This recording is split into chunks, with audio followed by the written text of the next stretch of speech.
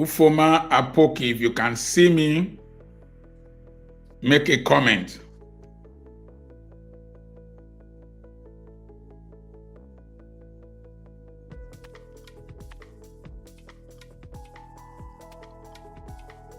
Can you see me?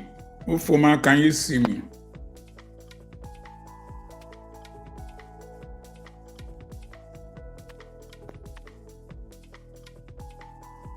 I welcome you all to this evening's broadcast from Lagos. I'm your friend, Dr. Charles Apoki. I will turn the camera. Can you? This is the 24th floor of the hotel where I am resident, and you can see the cars. You can see the towers. You can see Bar Beach in the background and the ships. And so that area you are seeing is one of the most expensive properties in Nigeria as at today, the reclaimed land. So if you can see me, make a comment. I can see 4 people online. Tell me where you are viewing from. 6 people. Tell me where you are viewing from. I can see 6 people, and that's very exciting. Let me know who is online. If you can see me, good morning, good afternoon, good evening. Who are those there? Wow, Ufoma viewing from Romania. That's powerful. Sophie Comedy, good evening, sir. Watching from Warri. That's interesting. Please invite others to join. Blessed. Hello, sir. Thank you so much. Viewing from Abuja. This is my first live broadcast really on YouTube, and I'm doing a test broadcast. So I'm so glad to see you. And I want to share with you this evening the message, the talk I gave at the Witchbaker Hotel to senior members of staff, a pre-retirement lecture that I gave to senior members of staff of an oil company. Oh, Mirella, my brilliant daughter-in-law, viewing from Romania with Luca. Looky. Thank you so much. Don't mind my dentition. I just ate peanuts. So I'm so glad to hear from you. Yes, Tayo Sunday Joseph from Okpila. Oh, good. Oviedo Pataki. Thank you so much. Thank you so much. I'm waiting for us to gather, invite people. I'm waiting for us to gather so that I can deliver the lecture. I'm so glad to see you and to be able to do a live broadcast with you. God bless you all. Thank you for your encouragement. Chidi, oh, thank you so much.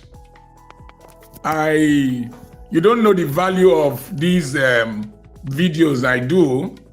I was invited by this company because of a video I did in the farm that Tunde Ednot shared. And if I tell you the kind of reception I've received, the kind of treatment I've received, is an answer to your prayers, and it's a sign that whatever we are doing here is valued by people. I finished speaking today. Okay, Winners Chapel. Yes, thank you so much. I finished talking today. 2 professors were there. One of the professors from the Kaduna Business School, and who is a director of a body in Nigeria, immediately inducted me, absorbed me into a professional body. Thank you, Kwasi from Ghana. Thank you. Immediately inducted me into a professional body. He said that I might be known globally, but I need to be more known in Nigeria and be more useful. And he inducted me immediately and said that I should send my CV and that I was an icon and a gift to Nigeria, and that I was among a few people in this country who not only lecture or teach, but do what I am teaching. So that's very interesting. I'm waiting until we are 20, then I will start.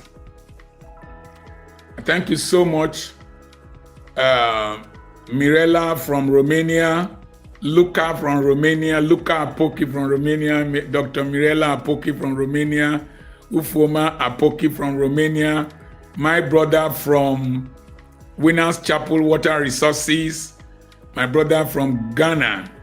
Thank you so much. I'm thinking of coming to Ghana. I would like to do conferences in different African countries. Because of our time, the topic of this evening is the aging process, retirement, and remaining relevant. Good evening, Wale, and good evening, my brother. The reality of aging, the retirement, and remaining relevant. One person somebody rightly said, that will get old too quickly and wise too late. The difference between 40 and 60 is not far. In fact, immediately you reach 60, 40, you discover that your life is running very fast. And so when you are 40, you should lay the foundation for what you will enjoy at 60. And at 50, you should be diversifying into what will keep you beyond 70 and what your children and great-grandchildren can live on. So, aging is inevitable. It is a natural process. But as Bishop John Bienose said, getting old is not an illness. It only requires maintenance. The bad thing, as I said previously, is to get old and be broke. Don't get old and be broke. As you get older, nearly everything within you and around you will change. Your physical being will change. There are some things you should do very early in life. I stayed awake to write the message and to send it to the people who invited me. Just doing that affected my blood pressure because I stayed awake. When I was 40, 50, that would not have happened. So maximize the age bracket of 40 to 50.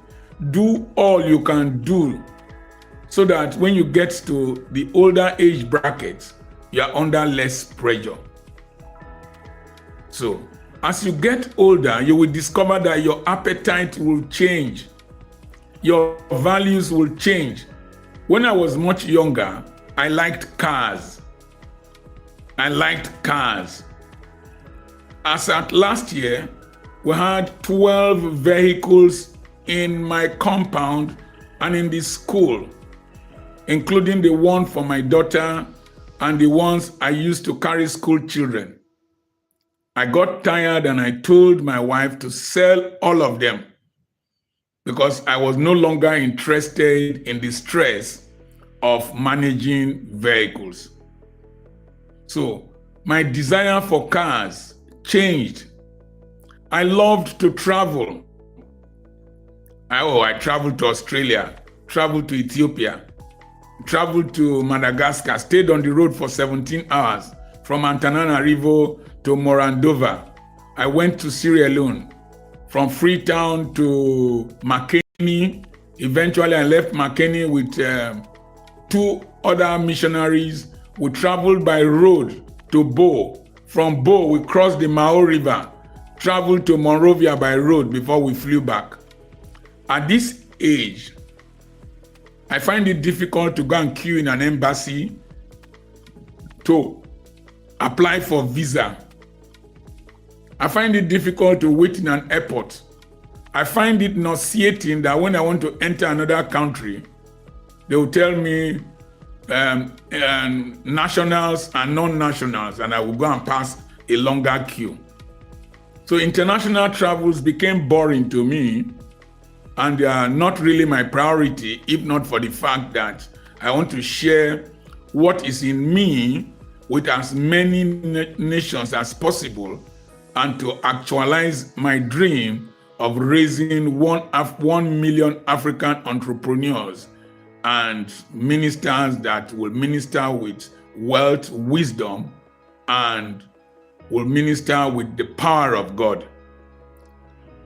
Then, when I was much younger, oh boy, I was always attracted to my wife because she was a beautiful woman, and I knew her when she was 19 and I was 21, and I told her I will marry her, and so I was always attracted to her. And so we had our first baby in 86, we had our second baby in 87, we had our third baby in 88, until one woman insulted me and said that, look at the man who is teaching us family planning. His wife gets pregnant every year, and all the children were sucking feeding bottle. So I stopped until 1996 when I had my last child. So today, in those days, oh, if I just see my wife, I'm excited. Today, 2 of us can be in the same bed, in the same room, nothing happens. So the desire for sex reduced because my testosterone level has also reduced. And then realized that I didn't need somebody's body to make me happy. It was at that age bracket that I decided at 56 to go and do a master's degree in public administration. 1, to revalidate myself. 2, to create relevance for myself. And I made 10 A's, as I told you before, 7 B's and 1 C. So I reconfirmed to myself that I was brilliant. And the research I did there on the sustainability of small and medium enterprises, with special reference to Akamu production or PAP production in Okorodafe Street, was a masterpiece. And it opened new doors for me. And that, because I now have other things doing, instead of thinking of sexual orgasm, I now have intellectual orgasm. It is not enough to have 1 degree and get frozen there.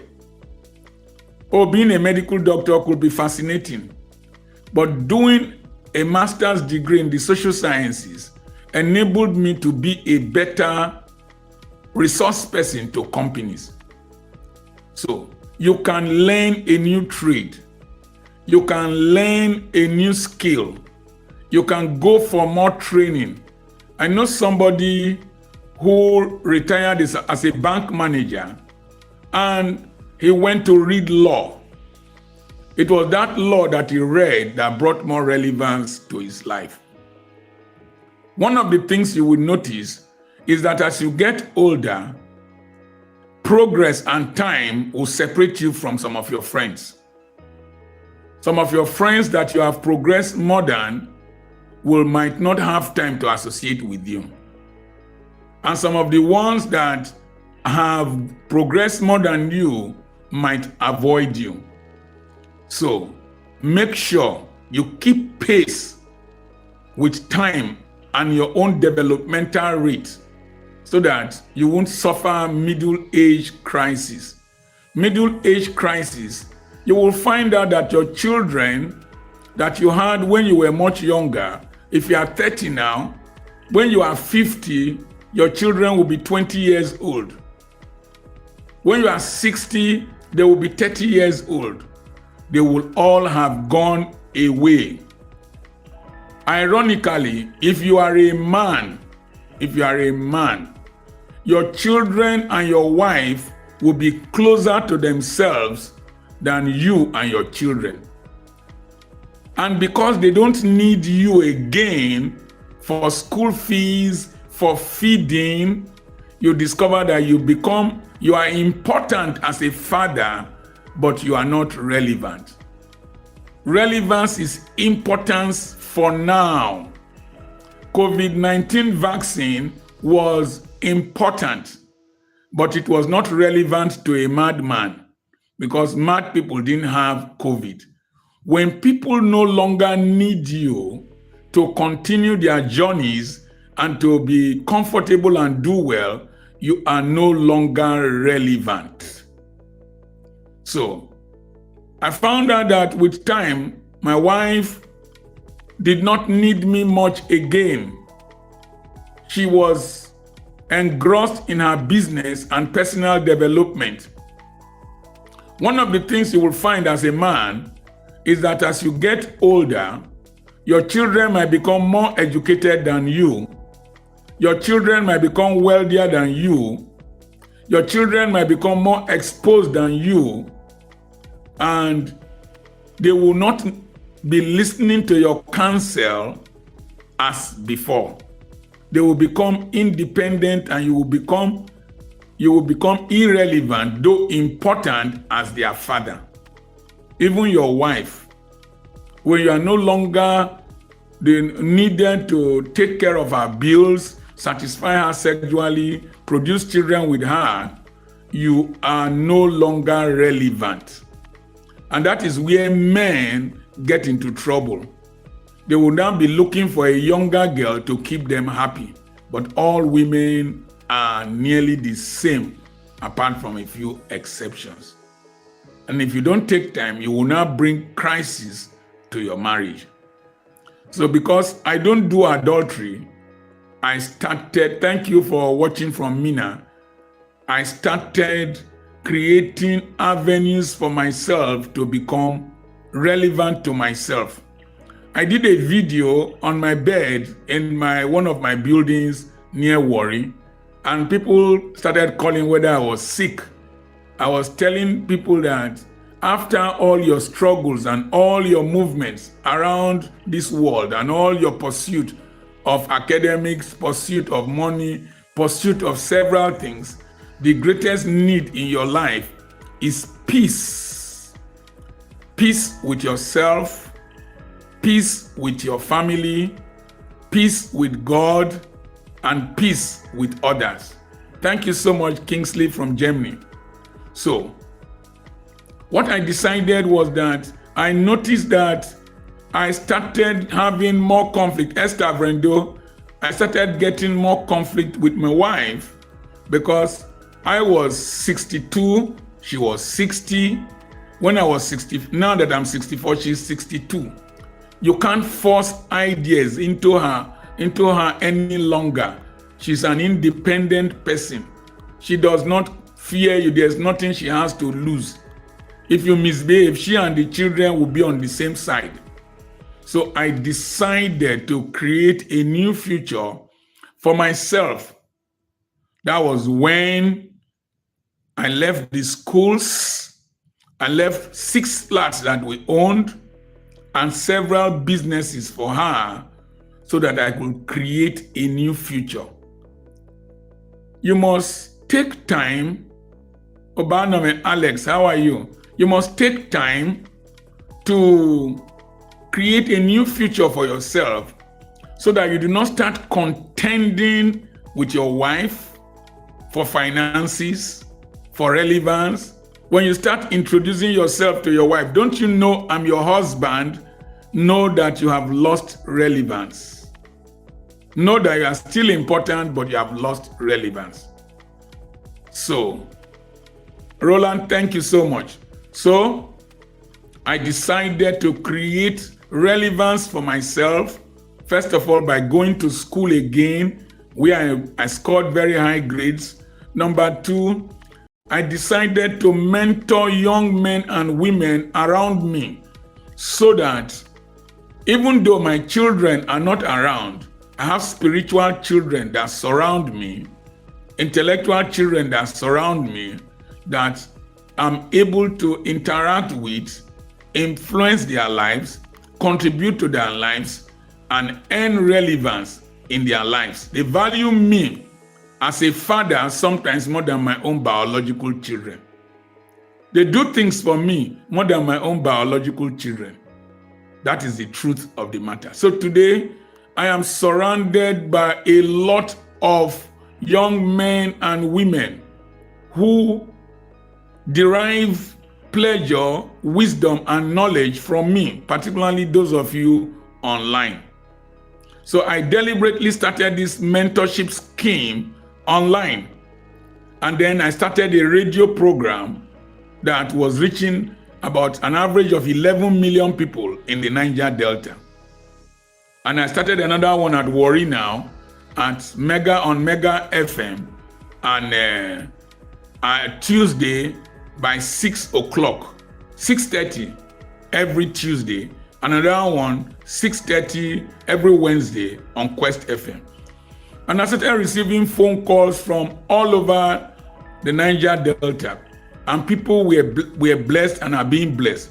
My wife now realized that me with her at home, that she might not value as much that other people are valuing the things I share with them and share with her, that she was not taken seriously.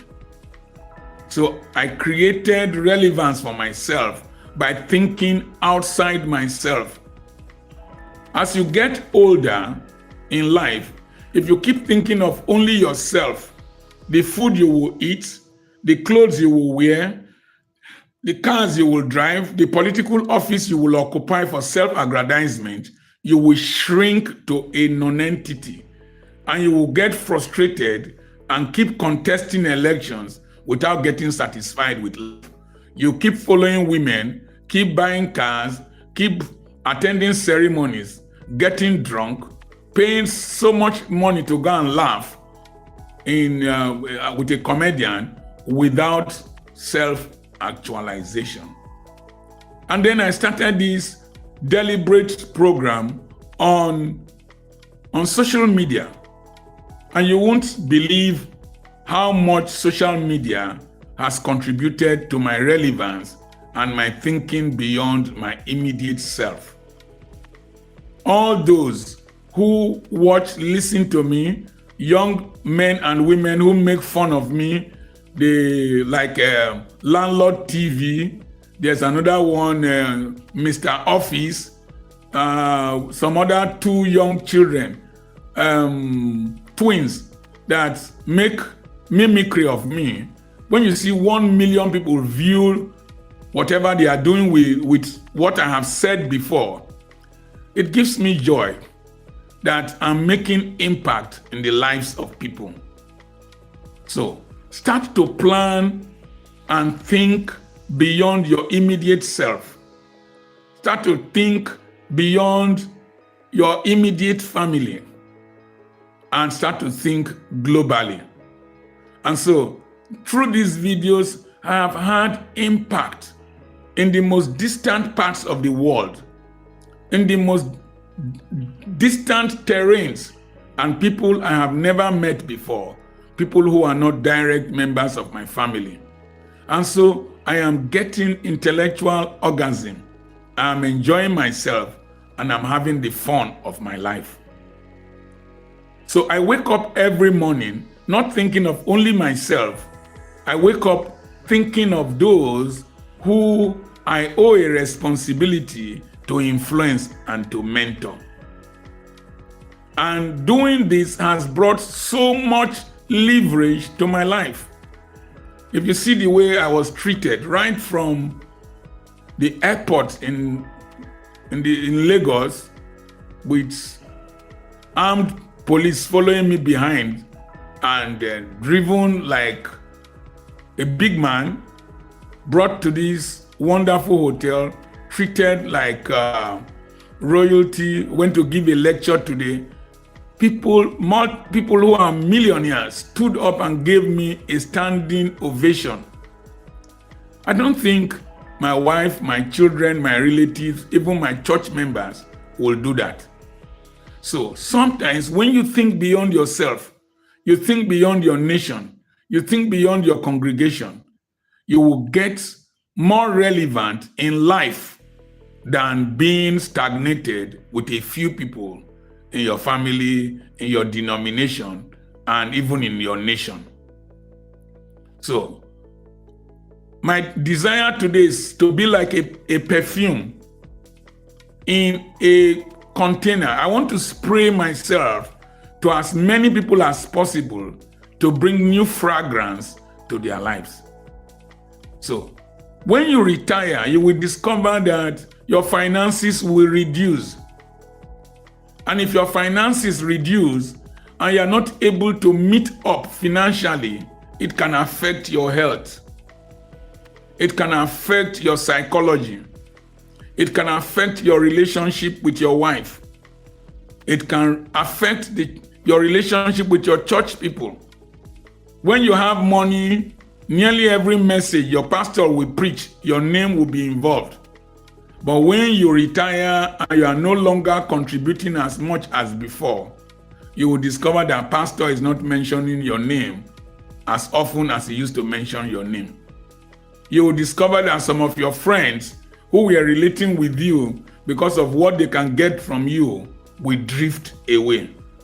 You will also discover that it is only those friends you made when you were much younger who were your friends without any reason that are most times very dedicated to you. So try as much as possible to set up businesses that you can fall back on.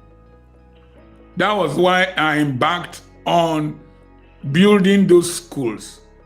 Building those schools was something I plowed my energy to from the age of 40 till now that I'm 24.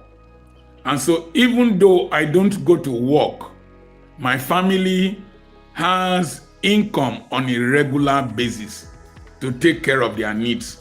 And at the same time, through the school, I am influencing the next generation of Nigerians in my locality and beyond. And so I will remain relevant even after I have left this world, because those children I have trained, they will not forget my name. So you can remain relevant by setting up institutions and businesses that will outlive you. You drink Lipton tea. Lipton was the name of somebody. You use Maggi cubes. Maggi was the name of somebody in Holland. It's the name of somebody. Most of the products you use are names of somebody. Cadbury was the name of a man. And so what will your generation remember you for? What is it that you will set up now that can sustain you into old age and beyond and can still outlive you? So I set up those schools, but at a point I had to leave them for my wife and my daughter to run, because they have different ideas and I have different ideas, and I don't want conflict between us. Any role they call me to play, I play, and I leave the system for them. You cannot suppress a woman. One of the causes of crisis between my wife and I when I was younger was that my wife has so much energy, so much ideas, so much ability, and I was trying to cage her. And you can't cage a woman because she will destroy you if she wants to. And so when I allowed her to pursue her passion of wanting to be a teacher, even though I convinced her to be a nurse then, she now had an avenue to release her energies. And by doing that, she has maximized her life and given me space for me to maximize my life. One of the mistakes my father did before he retired and before he died was that he did not buy real estate. And so very early in life, I bought real estate. And I have been buying and selling and reselling and reinvesting in real estate. And that has provided another source of income and relevance for me. I have made more money during this Buhari regime than ever before because I have sold a lot of real estate. I bought and I sold. So what are you investing in? Are you investing in real estate or are you investing in cars that will expire? Cars will expire and become liabilities. No, I want to drive good cars, but I don't want a great percentage of my income that I could have invested in real estate to give me money to buy the latest model of cars in future and use it to buy a car that will be less than the cost of land in the future. So think futuristically, think intentionally, invest in real estate. So I invested in real estate, and one of the real estates I invested in was the land at Efunoto, where I am currently farming and where I am building Petra Institute. We laid the foundation 2 years back. By October, November, we are going to start work again, and I'm going to need your help. I'm going to appeal to you who are my partners, who have benefited from my mentorship, to contribute towards building that school and making it where people can come and acquire skills and also learn. We're going to have a business school there where people can come and acquire skills and acquire knowledge on entrepreneurship and business. So I invested in real estate. I invested in people, and then I invested in philanthropy. You know, during the flood disaster that affected Nigeria, I appealed for aid on radio and on social media. And you people donated a lot of materials that I took to Ozoro, Ole, Evreni, Ewu, Okwagbe, Egboide, Okwimo, Egodo, Okoloba, several places. Some of them I went twice. If you mention my name in those communities, you will find out that I have contributed to their lives and I'm relevant to their lives. So think beyond yourself. Build a network that you can call on to make you function beyond yourself and your immediate family. And my liaison, my association with Salimo Wits Foundation has brought a lot of leverage to my philanthropic work. And so currently, if I think of only my children and my grandchildren and think of only myself and my wife, I will be unfulfilled.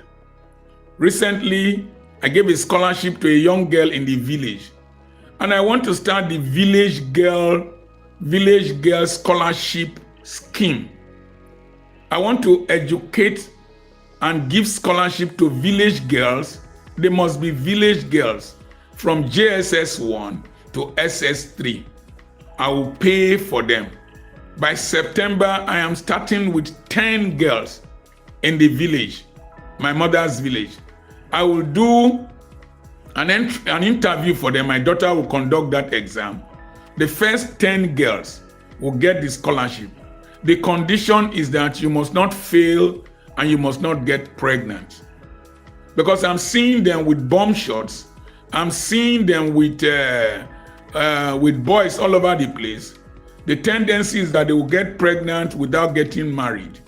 And it will recycle poverty, because research has shown that when a young girl gets pregnant and does not complete school, the likelihood of her daughter not completing school increases 75%. And so, to stop and mitigate poverty, I'm going to start this scheme. And as I was sharing with one woman today, she said she wants to be part of that scheme. And so you now find out that I am going to live beyond myself, because each girl I train will become a mother of at least 4 children, and I will never leave her testimony. So what are you thinking about life? And so you must start thinking beyond yourself and start thinking like the Sabancı man. Sabancı Foundation in Turkey pays 5% of the annual tax of Turkey with his family. He gives scholarship to 27,000 people in their universities. And he said, I must give back to a nation who has given so much to me. I am who I am today in this beautiful tower, this beautiful environment, treated like royalty, speaking to the elite. This oil company that I spoke to, they are totally different from the one I spoke to that were making noise, who had the spirit of poverty that I shared with you. They were very, very calm, and they were top management staff, directors. And so you see the difference between the poverty spirit and the wealth spirit. And so Sabancı Foundation gives scholarship to 27,000 people.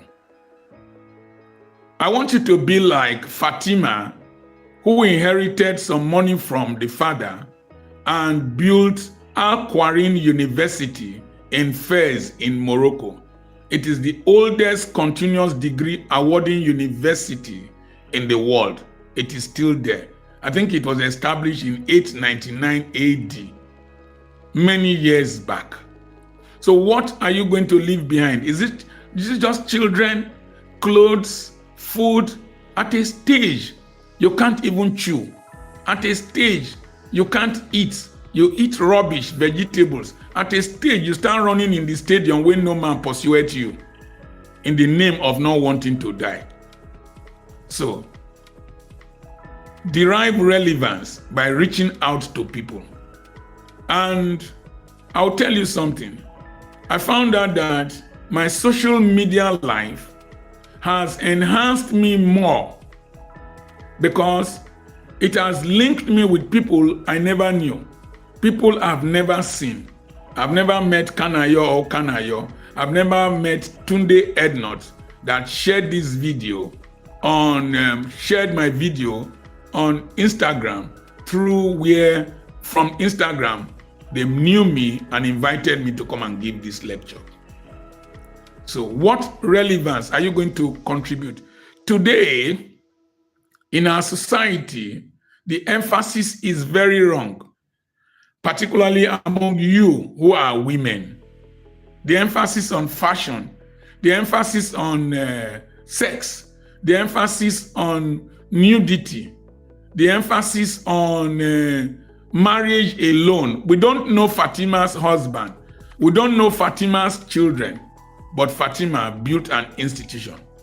So as you get older, even as you are younger, start thinking about what you can do to enhance society, that society will not forget you. Remember, Mary Slessor came as a young man, as a young woman. Mary Slessor came to Calabar as a young woman. Her name cannot be erased. Remember, Pa Elton came to Elisha. Through Pa Elton, people like Archbishop Benson Idahosa, John Marshall Okposio, and so many prominent ministers, including Archbishop Benson Idahosa, became better mentored and exposed to ministry. And today, the daughter is still in Elisha. She refused to continue with her British citizenship and took up Nigerian citizenship just for the sake of the gospel. So you can't mention ministry in Nigeria without mentioning Pa Elton. What are you living for? As you get older, start thinking about posterity. It is true that we brought nothing to this world. It is true that we will take nothing from this world, but we can leave something behind. The future starts now. Start thinking of something you can start small. I started Petra Christian Academy with 5 students, including my last born, with my wife. My children were teachers. I was school driver. I cleaned toilets. But today, it has grown. And we have adopted the Apoki formula of business, where we attract money, we trap money, then we recycle money within our system before we allow it to go away. It's a sustainable way of doing business, and it has helped us, and you can adopt it. So the reason the professor said he was giving me that certificate and acknowledging my contribution to humanity was that I am among the few people who teach and practice what I teach. And so you too can practice this system, the Apoki family system of business. Let money attract money, retain money, recycle money before you return money to the society. And then you will build an enduring legacy. You can start small and gradually grow big. We started our publishing company very small. Today is a multi-millionaire business. So don't be afraid to start small. It's only what you start that grows. It's only what you start that you finish. The best way to start is to start. I am quoting Mrs. Felicia Apoki. So leave a family that plan intentionally. Have a family that can build on your legacy as you get older. When you think beyond yourself and your children think beyond themselves, your wife thinks beyond herself and thinks about the kind of legacy you will leave behind, you now find out that the children of the elite do not remain overseas. They come home to build on their father's legacies. Because sometimes overseas is not the best place to age.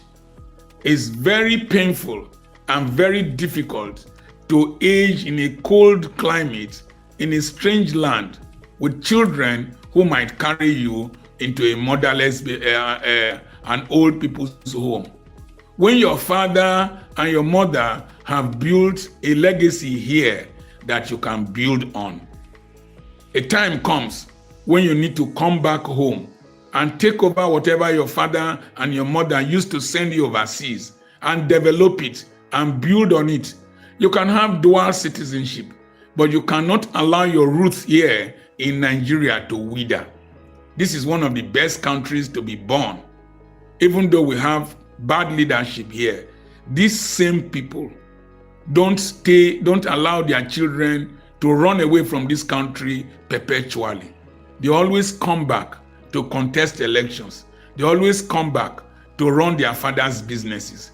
It is the spirit of poverty to run away from your fatherland and go to a nation that others have built. A time comes in another man's nation, you are not relevant, no matter what you have become. So try and trace yourself to your country. What we are saying is that this country is not the best. There has been insecurity. There are wicked people. But you can come here with discretion. Don't advertise yourself. Come without publicity. Stay for a while. Go.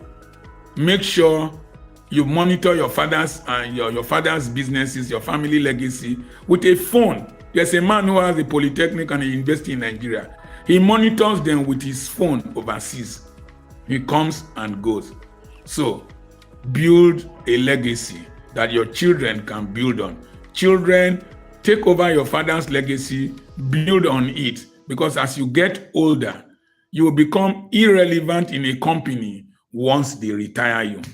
Finally, I learned this from one Mr. Obi, who is from Ndi-Ojukwu, a relative of Chief Chukwuemeka Odumegu Ojukwu, and a relative of Barrister Azuka Obi of blessed memory, the men's director of Assemblies of God Church at one time, that I traveled extensively with. As you get older, as you build houses, don't build stupidly large houses. build functional houses. And in your house, build businesses within. I give you an example. We have poultry in my compound, even though we didn't stock birds for some reason now. We have poultry in my compound. We have plantain in my compound. All the plantain chips they eat in our school are from my plantain. We have coconut in my compound. We produce coconut chips from coconut candy from them. And so I sell plantain suckers from my compound. You can establish that Mr. Obi had a polythene factory in his compound, had a water factory there. It is the same generator that powers his house, that powers the factory. So he has regular electricity supply.